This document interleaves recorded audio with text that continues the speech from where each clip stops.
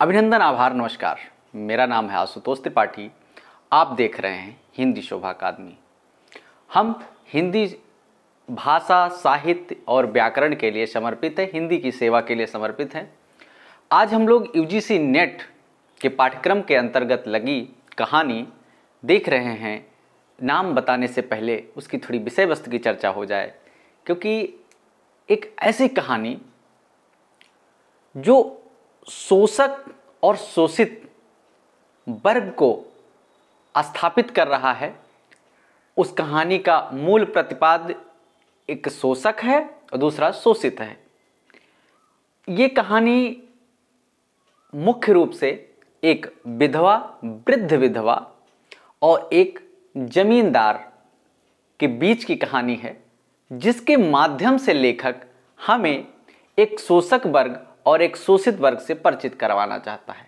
दरअसल कहानी का मूल विषय क्या है? ये है कि एक वृद्ध विधवा रहती है, उसका पति, उसका बेटा एक झोपड़ी में ये सब रहते थे, लेकिन उसका बेटा मर चुका है, उसका पति मर चुका है, उसकी बहू भी मर चुकी है, जीवित है तो केवल एक 5 वर्ष की पोती। वह पोती इस कहानी की विस्तार की मुख्य भूमिका में है। दरअसल ऐसे समझें कि अगर पोती ही नहीं होती तो एक कहानी ही नहीं लिखी जा सकती थी, या फिर यूँ कहें कि इस कहानी को लिखने के लिए पोती जैसे पात्र को स्थापित करके उसके माध्यम से वृद्ध विधवा अपने बातों को जमींदार तक पहुंचा पाती है। दरअसल कहानी कुछ ऐसे शुरू होती है कि एक जमींदार होता है, बहुत रईस था, और वहीं उसी घर के सामने, जमींदार के महल के सामने एक वृद्ध विधवा थी जिसकी झोपड़ी थी।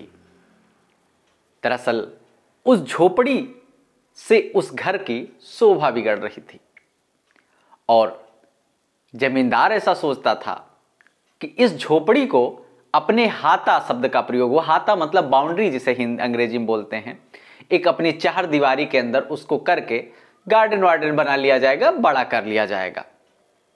जमींदार उस घर को कब्जा कर लेता है और उस वृद्ध विधवा और पोती को निकाल देता है।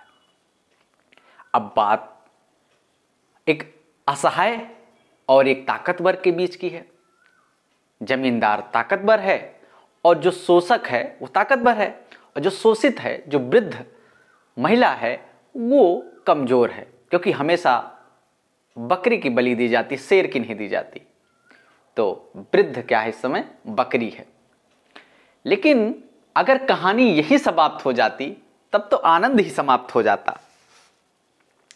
दरअसल माधवराव सप्रे जी के इस मेहनत पे अगर पानी फिर जाता, यदि यहीं पे कहानी कहीं इधर उधर अटकती। कहानी को तो समाज के ऐसे वर्ग पे इस समय लिखा गया कि जब एक बदलाव और सुधारवादी कहानी लिखी जा रही थी। ऐसे तो मानते नहीं। उन्होंने एक पात्र स्थापित किया पोती के रूप में। उसकी अवस्था 5 वर्ष है। घर से निकाल दिया, घर गिराया जा रहा है। अब वो वृद्ध विधवा उस जमींदार के पास पहुंचती है। बहाना क्या बनाती है कि मेरी बेटी खाना नहीं खा रही है, वो कह रही है कि मैं उसी घर में खाऊंगी। तो वो कहती है कि अब इस घर में तो खाने नहीं देंगे, इसलिए मुझे एक टोकरी मिट्टी दे दीजिए और हम उसे ले जाकर उसका चूल्हा बनाएंगे और उससे चूल्हा बनाकर उस पर उसको रोटी खिलाएंगे। ये क्या बहाना है? ऐसा कुछ नहीं। बच्चे, 5 साल के बच्चे कुछ नहीं पता था। ये तो जमींदार को एक सबक सिखाने के लिए ऐसा किया गया। गई, अपने घर को देखा, चारों तरफ यादें घर की उसे आई। उसके बाद क्या किया? उसने एक टोकरी मिट्टी भरी। एक टोकरी मिट्टी भर ली। अब उठे कैसे? उसने उस जमींदार जो कब्जा किया था, अपने हाथा को बढ़ा रहा था, उसको बुलाती है, एक टोकरी मिट्टी उठवा दीजिए। अब वो सोचे कि कौन बूढ़े आदमी से उलझे, उठा देते हैं। किसी अनुनय विनय से उठाता है, उससे उठती नहीं। उससे उठती नहीं एक टोकरी मिट्टी। अब उसे सुधारवादी परिदृश्य स्थापित किया सप्रे जी ने। क्या कहा? वृद्ध विधवा के माध्यम से कहा कि जब तुम एक टोकरी मिट्टी नहीं उठा पा रहे हो तो सोचो इस घर में, इस झोपड़ी में तो हजारों हजारों टोकरी मिट्टी है, उसे कैसे उठाओगे? और जब तुम इसका बोझ नहीं उठा पा रहे हो तो इतना गलत काम करके तुम उसका बोझ कैसे उठाओगे? कुल मिला के कहानी ऐसे बढ़ती है और उस जमींदार का हृदय परिवर्तन हो जाता है और झोपड़ी वापस कर देता है और वो वृद्ध विधवा और उसकी पोती उसमें हंसी खुशी रहने लगते हैं। तो यही कहानी है और यह कहानी बहुत इम्पॉर्टेंट है। अब की बार तो नहीं, लेकिन पिछली बार जो एग्ज़ाम हुआ था अर्थात सितंबर में, उसमें 2 से 3 प्रश्न एक टोकरी भर मिट्टी कहानी से आए थे। पहली पंक्ति ही आ गई थी हाथा वाली से। तो चलिए आज हम देखते हैं एक इसी कहानी को, और जिसमें एक शोषक और शोषित वर्ग की कहानी है। चलिए आइए देखते हैं। कहानी का नाम है एक टोकरी भर मिट्टी। ठीक, क्या नाम है? एक टोकरी भर मिट्टी। लेखक कौन है? लेखक है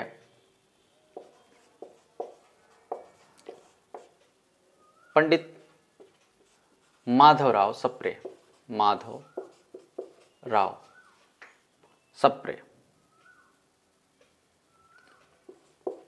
ठीक, इनका जन्म 1871 में हुआ। ठीक, कहां पर? दमोह में हुआ। ग्राम का नाम पथरिया था, दमोह मध्य प्रदेश। ठीक, कहां हुआ? दमोह मध्य प्रदेश। इनके ग्राम था पथरिया नाम था। तो 1871 में इनका जन्म कहां होता है? दमोह मध्य प्रदेश में होता है। ठीक है ना।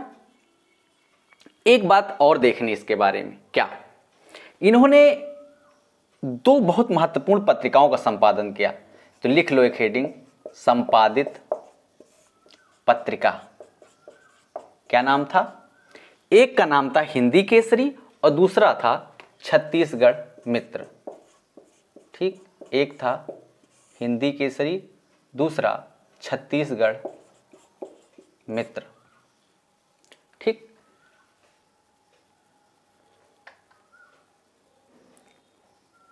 चलिए अब कहानी का प्रकाशन वर्ष शुरू करते हैं। इसका प्रकाशन वर्ष क्या है? तो प्रकाशन वर्ष कहानी का है अप्रैल 1901। कब है? अप्रैल 1901। कहाँ छपी? तो छत्तीसगढ़ मित्र में छपी। ठीक, छत्तीसगढ़ मित्र में छपी। ठीक, ये कहानी कहाँ छपी? 1901 में छत्तीसगढ़ मित्र में छपी।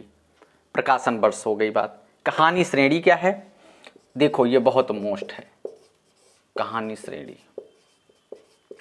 ये एक ऐसा दौर था जब सुधारवादी कहानियां बहुत जोरों शोरों से लिखी जा रही थी। क्यों? कहानी चाहे जो हो, जो प्रारंभिक दौर में कहानी हिंदी में लिखी गई तो सुधारवादी कहानियां ही लिखी गई। चलिए कहानी श्रेणी क्या है? सुधारवादी। देवरानी जेठानी आप देखो, वो भी प्रारंभिक दौर में लिखा गया उपन्यास। उसमें देखिए, उसमें भी सुधारवादी है ना। तो सुधारवादी कहानी। ठीक, अच्छा एक बात लिखना विशेष, क्या? कि इस कहानी की चर्चा, इस कहानी की चर्चा 1968 में सारिका पत्रिका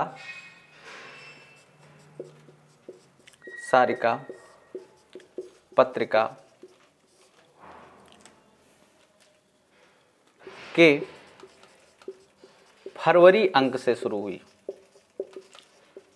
अंक से शुरू हुई। एक बात मैं यहां आपकी दृष्टि में लाना चाहूंगा कि इस वर्ष से पहले इस कहानी के बारे में बहुत कम लोग जानते थे। इस वर्ष के पश्चात इस कहानी के बारे में लोगों ने जानना कि ऐसी भी कोई कहानी 1901 में ही छप चुकी थी। ठीक, इससे पहले लोग परिचित ही नहीं थे इस कहानी से। तो सारिका पत्रिका के फरवरी अंक से इस कहानी की चर्चा शुरू हुई और फिर इसे हिंदी की पहली कहानी के रूप में जो है मान्यता मिली। कई विद्वान इसे हिंदी की पहली कहानी मानते हैं।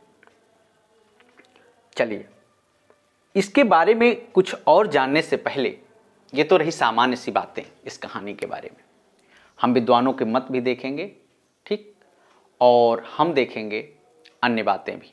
लेकिन आप इसको लिखिए, उसके बाद हम इसको मिटाते हैं, उसके बाद इसके और चीज़ों को देखते हैं महत्वपूर्ण। ठीक, लिखिए इसको। हो गया?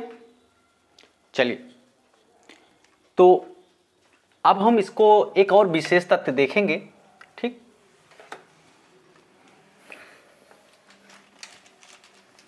अब ये तो आपको पता चल गया कि 1968 में इसे सारिका पत्रिका से फरवरी अंक से शुरू हुई इसकी चर्चा। लेकिन ये कार्य किसने किया?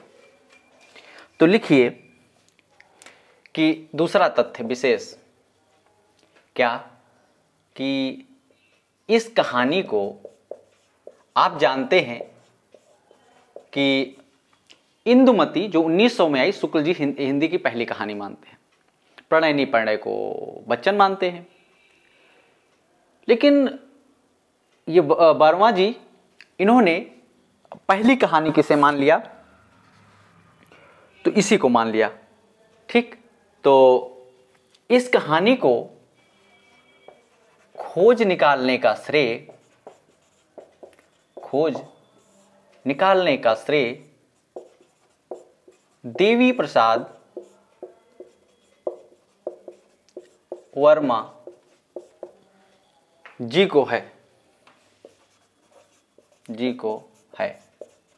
जिन्होंने एक टोकरी भर मिट्टी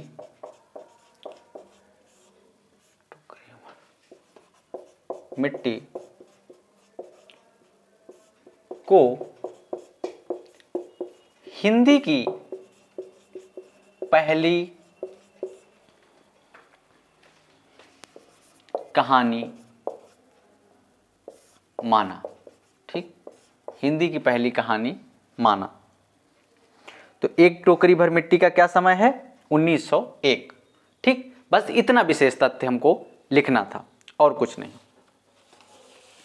चलिए, अब हम कहानी में प्रवेश करने जा रहे हैं। और चूंकि हम लोग चर्चा कर चुके हैं कि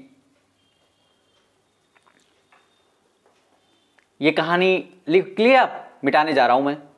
आपको पता है कि ये कहानी कहां छपी?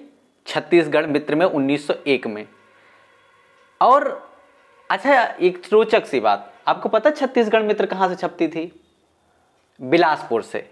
ठीक, बिलासपुर से छपती थी और संपादक माधवराव सप्रे जी स्वयं ही थे। ठीक है ना? चलो, तो अब हम इसको मिटाने जा रहे हैं और उसके बाद अब हम कहानी में प्रवेश करेंगे। ठीक है ना? चलिए, एक टोकरी भर मिट्टी, बहुत रोचक कहानी है और इंपॉर्टेंट तो इतनी है कि पूछिए मत। एक बात याद रखना, यूजीसी नेट में चाहे कहानी कबाड़ लगी हो और चाहे बहुत सुंदर, जितना बहुत सुंदर का महत्व उतना कबाड़ वाली का महत्व, क्योंकि वो रचना विशेष में लगी है इसलिए ही महत्वपूर्ण हो गई। ठीक है ना? तो सबको बराबर दृष्टि से रचना विशेष में देखनी है। हाँ, जब हम गद्य साहित्य पढ़ें तब वहां वर्गीकरण कर सकते हैं कि मोस्ट है, ये कम मोस्ट है, लेकिन यहां रचना विशेष में सब मोस्ट है, सुपर डुपर मोस्ट। चलिए, तो सबसे पहले हम पात्र व प्रतीक, हेडिंग ऐसे डालना क्योंकि यहां पात्र प्रतीक के रूप में भी है। ठीक, पात्र एवं प्रतीक कैसे, हम बताते हैं। सबसे पहले एक हेडिंग डालना, जमींदार। क्या? जमींदार। अब इसके बारे में हम समझने की कोशिश करते हैं।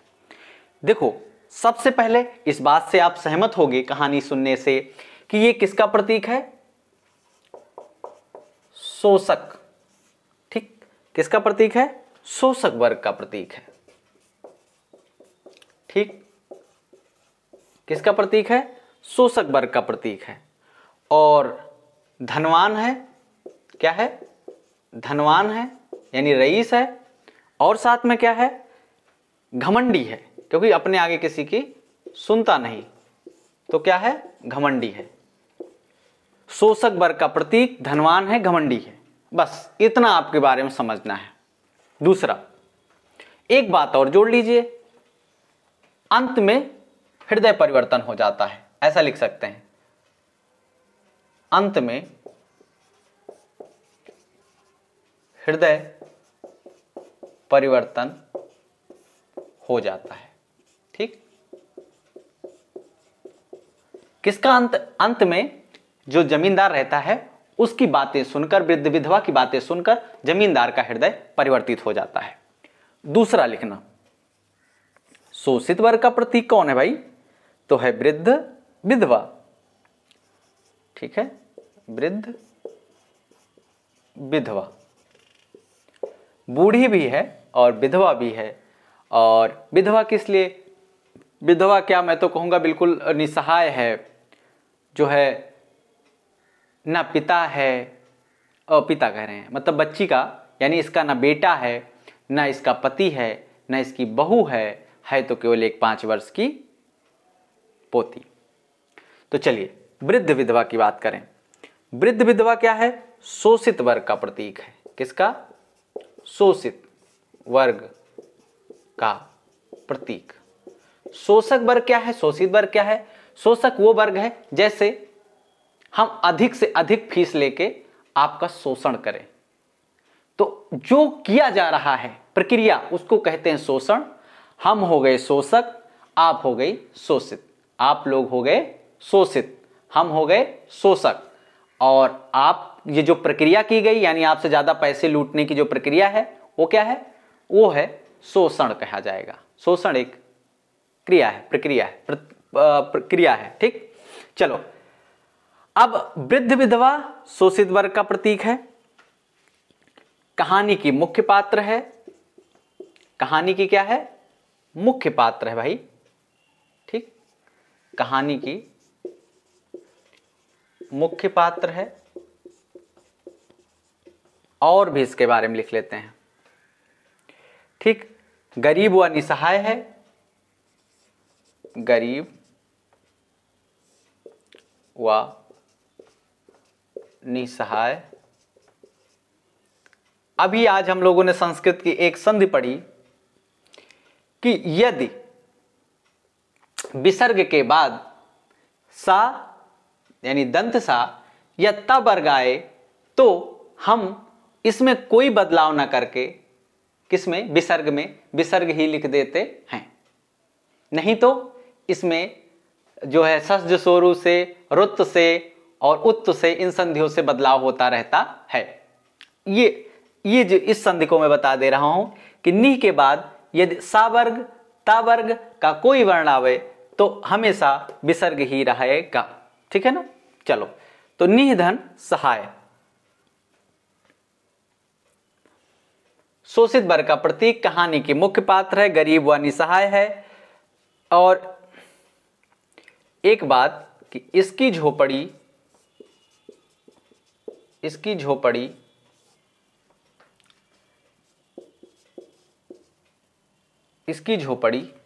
जमींदार के महल के पास है। कहां है? जमींदार के महल के पास है, जिसे वह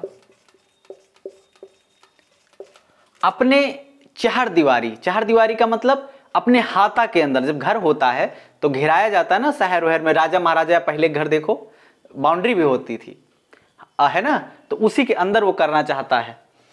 तो महल के पास है जिसे वह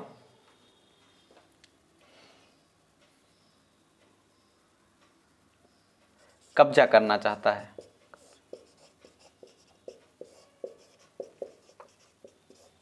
ठीक, ये हो गई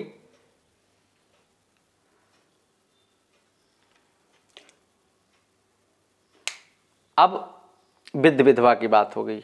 इसके बाद एक तीसरा पात्र लिख लेना, पोती वाला। पोती, पोती क्या है? केवल उसका नाम मात्र है और कहानी उसी के बहाने वो एक टोकरी मिट्टी मांगने जाती है, तो उसका रोल केवल कहानी के विकास में सहयोग देना है। ठीक है, तो इसके बारे में लिखिए कि कहानी के विकास में सहायक, कहानी के विकास में सहायक, और उम्र लिख लेना 5 वर्ष। उम्र 5 वर्ष, ये मोस्ट है, उम्र बहुत मोस्ट है। ठीक है ना, 5 वर्ष। ये हो गई बात पोती की। अब अन्य पात्रों में जैसे कि हम देखना चाहें तो इसका बहू हो गई, बेटा हो गया और पति हो गया, लेकिन उसका कोई योगदान नहीं, वो बिल्कुल नगण्य है, बेकार है। तो इस कहानी में इन्हीं का रोल है बस। ठीक, चलो, तो ये बात हो गई पात्रों की। अब हम एक बात और देखेंगे, क्या? वर्ण विषय कुछ लाइन लिखवा देते हैं। ठीक, वैसे कहानी मैंने आपको बहुत अच्छे से बताने का प्रयास किया है, लेकिन मैं वर्ण विषय बता देता हूं, स्थापनाएं लिखवा देता हूं, उसके बाद कुछ पंक्तियां लिखवा देता हूं। ये याद रखना, ये कहानी शोषक और शोषित के बीच की कहानी है, ये कहानी सुधारवादी है। ठीक, और ये सब वर्ग का प्रतिनिधित्व कर रहे हैं। चलो लिखना, विषय वस्तु या वर्ण विषय कुछ भी लिख सकते हैं। लिखना, यह कहानी एक शोषक जमींदार की है। यह कहानी एक शोषक जमींदार, यह कहानी एक शोषक जमींदार की है जिसके, यह कहानी एक शोषक जमींदार की है जिसके शोषण एवं सुधार की कहानी है। शोषण एवं सुधार, जिसके शोषण एवं सुधार की कहानी है। किसकी कहानी है? जिसके शोषण और सुधार की कहानी है। इस कहानी की मुख्य पात्र,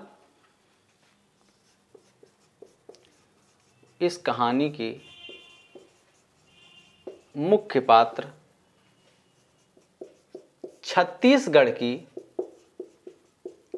इस कहानी के मुख्य पात्र छत्तीसगढ़ की एक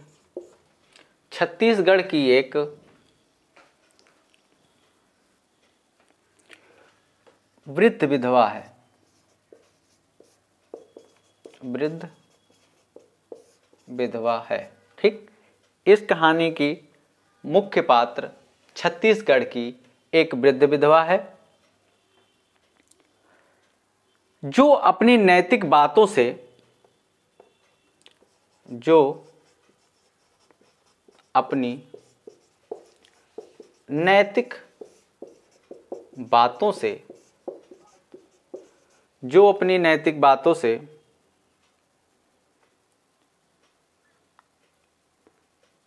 जो अपने नैतिक बातों से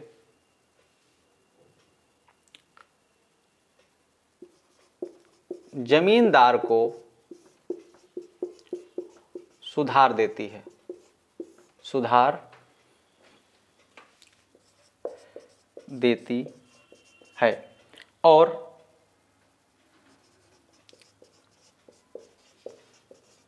जमींदार का हृदय परिवर्तित हो जाता है। क्या हो जाता है?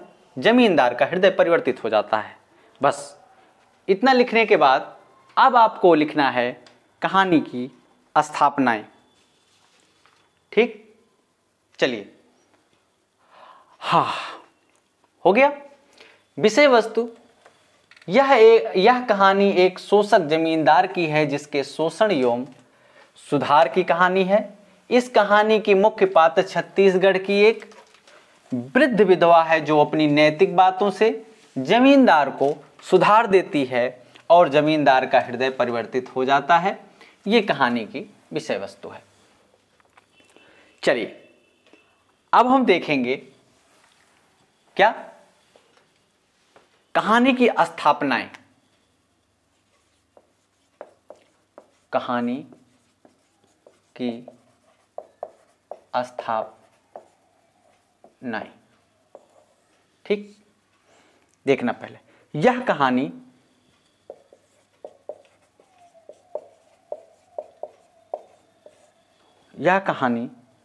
कर्तव्य श्रेष्ठ कहानी है। कर्तव्य श्रेष्ठ कहानी है, यानी व्यक्ति को अपने कर्तव्य से नहीं भटकना चाहिए। किसी का घर दरवाजा, किसी के बच्चों को या कुछ ऐसा गलत काम नहीं करना चाहिए। यानी अगर गरीब महिला रह रही है, आप उसकी मदद नहीं कर सकते तो उसका घर तो कम से कम मत छीनिए, है ना। तो यह कहानी कर्तव्य श्रेष्ठ की है। यही नहीं, एक वृद्ध विधवा की अपने पोती के प्रति क्या कर्तव्य है वो तो भी देखिए। 5 वर्ष की पोती को वृद्ध विधवा पाल के उसे बड़ा कर रही है, उसके लिए लड़ रही है। वो तो मर जाएगी 2-4 साल में, लेकिन कर्तव्य क्या है? अपने बच्चों के लिए कुछ निर्माण करना, कुछ देना, जो परंपरा उसका घर है ना।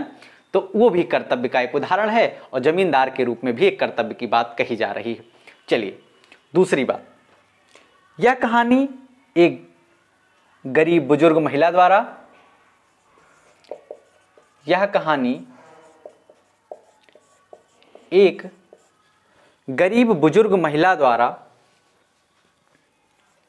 एक गरीब बुजुर्ग महिला द्वारा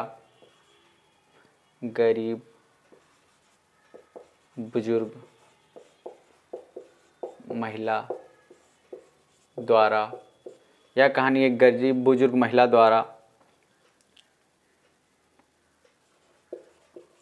जमींदार के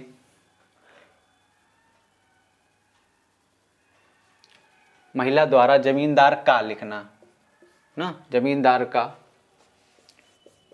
हृदय परिवर्तन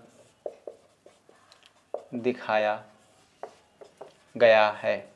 2-3 प्रश्न आया था सितंबर वाले एग्जाम में, मार्च वाले में तो नहीं आया था। तीसरा, यह कहानी वर्ग भेद पर आधारित है। यह कहानी वर्ग भेद पर आधारित है। वर्ग भेद क्या है? एक गरीब और अमीर का भेद, एक शोषित और शोषक का भेद। यह कहानी वर्ग भेद पर आधारित है। इसमें एक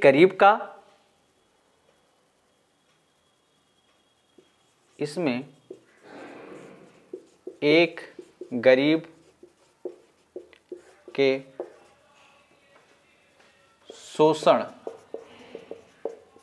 की कहानी चित्रित है। ठीक, चौथा लिखना, इस कहानी में अहंकार और स्वार्थ।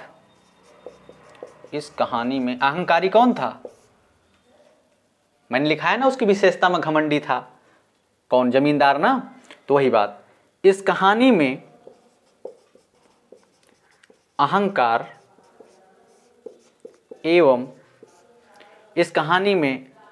एवं स्वार्थ का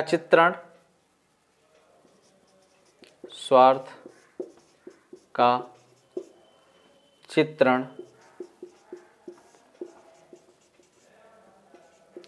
जमींदार के, इस कहानी में अहंकार एवं स्वार्थ का चित्रण जमींदार के रूप में किया गया है, रूप में किया गया है। ठीक, अगला लिखना 5वां, यह कहानी जमींदार के अत्याचार,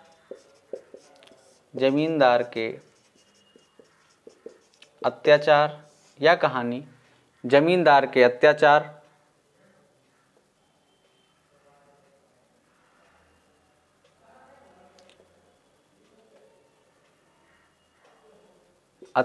को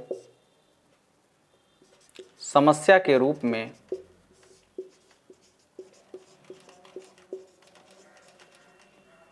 प्रस्तुत करती है। यह कहानी जमींदार के अत्याचार को समस्या के रूप में प्रस्तुत करती है।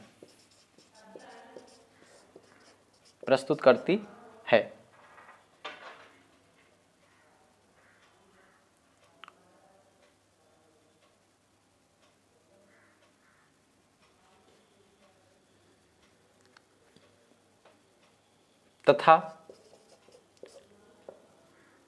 उसका प्रतिकार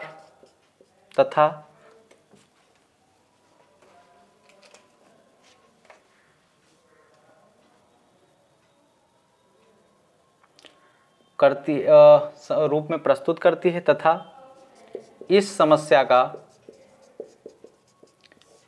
का प्रतिकार मतलब विरोध भी, इस प्रतिरोध भी वृद्ध महिला द्वारा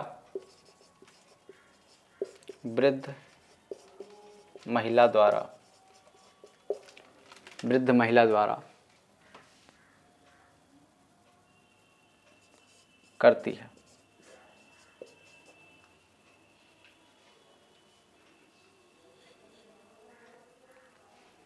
ये थी कहानी की स्थापनाएं।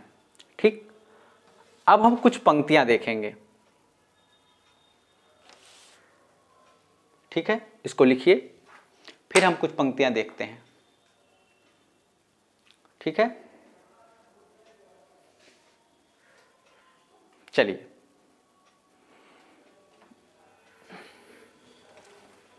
यह कहानी कर्तव्य श्रेष्ठ कहानी है।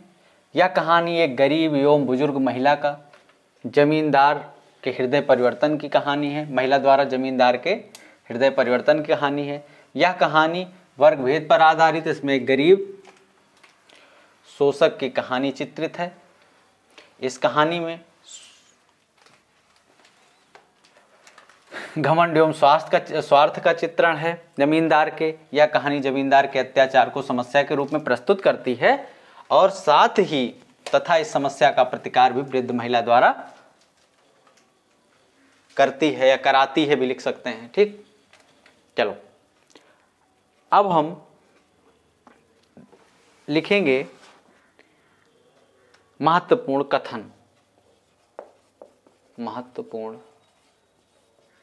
कथन। ठीक, लिखिए। पहला, श्रीमान जमींदार के महल के पास, श्रीमान जमींदार के महल के पास एक गरीब विधवा की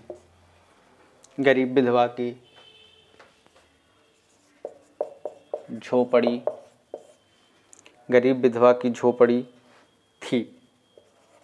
ठीक,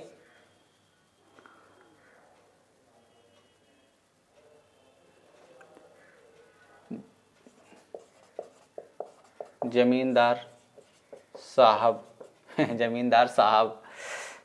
साहब को अपने महल का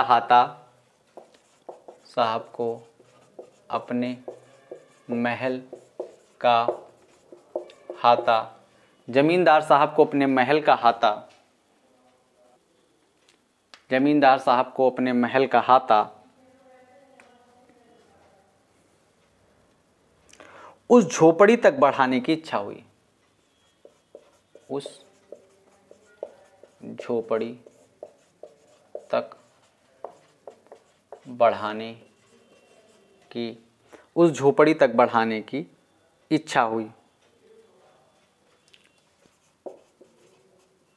इच्छा हुई। विधवा ने बहुतेरा, विधवा ने बहुतेरा कहा कि अपनी झोपड़ी, कहा कि अपनी झोपड़ी, बहुतेरा कहा कि अपनी झोपड़ी, विधवा से बहुतेरा कहा, ध्यान देना यहां, विधवा ने नहीं, विधवा से बहुतेरा कहा कि अपनी झोपड़ी हटा ले, झोपड़ी हटा ले, लेकिन वह तो कई जमाने से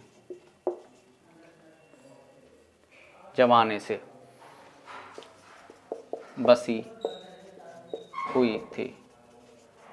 ये यूजीसी नेट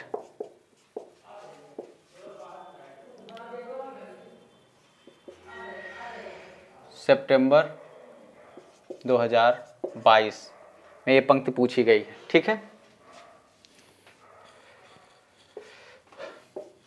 अगला देखना दूसरा। श्रीमान के सब प्रयत्न निष्फल हुए, श्रीमान के सब प्रयत्न, श्रीमान के सब प्रयत्न निष्फल, श्रीमान के सब प्रयत्न निष्फल हुए, तब वे अपनी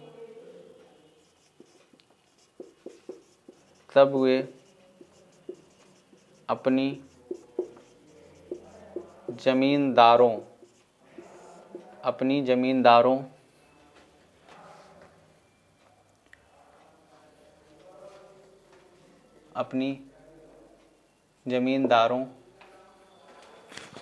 लेकिन उनकी पंक्ति में लिख रहे हैं ना, अपना मन नहीं, इसमें मतलब अपने मन से नहीं लिखा सकते। श्रीमान के सब प्रयत्न निष्फल हुए, तब वे अपनी जमींदारी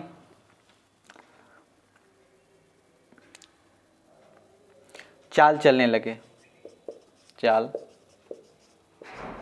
चलने लगे। ठीक, एक ये हो गया। तीसरा लिखना, जब से यह झोपड़ी छूटी है, जब से यह झोपड़ी छूटी है, जब से यह झोपड़ी छूटी है, तब से मेरी पोती, तब से मेरी पोती ने खाना पीना, तब से, जब से यह झोपड़ी छूटी है, तब से मेरी पोती ने खाना पीना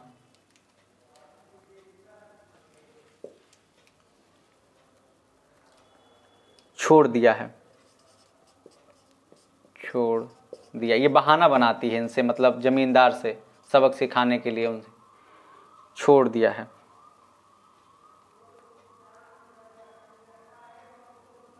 ठीक,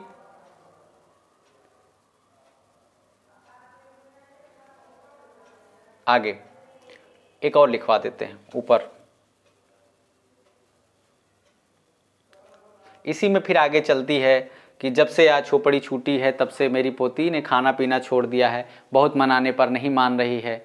ठीक, तो इस तरह से अब वो कहती है कि मैं उसी मतलब चूल्हे की रोटी खाऊंगा जिसमें उस घर की मिट्टी से बना होगा। इस तरह से बातें चलती हैं। अगला एक और लिखा देते हैं,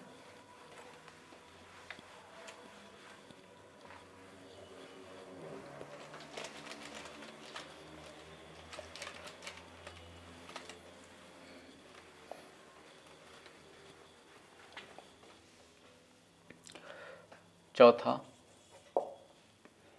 महाराज नाराज ना हो। महाराज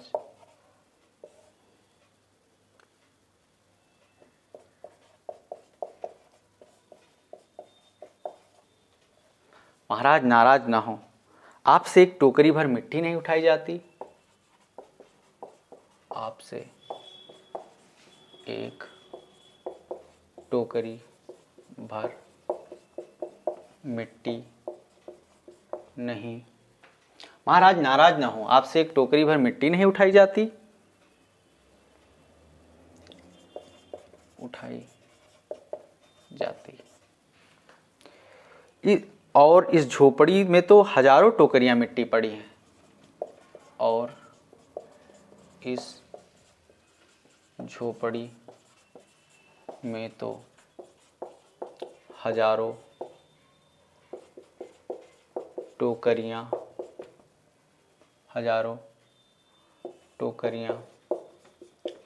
मिट्टी पड़ी हैं। महाराज नाराज ना हो, आपसे एक टोकरी भर मिट्टी नहीं उठाई जाती और इस झोपड़ी में तो हजारों टोकरियां मिट्टी पड़ी हैं। ठीक, उसका भार आप जन्म जन्म भर क्यों उठा सकेंगे? उसका भार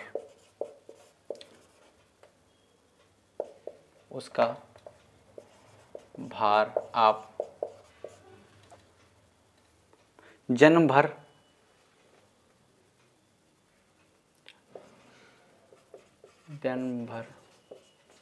क्यों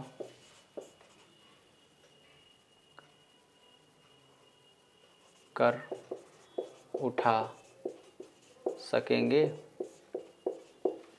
ठीक, उसका भार आप जन्म भर क्यों कर उठा सकेंगे?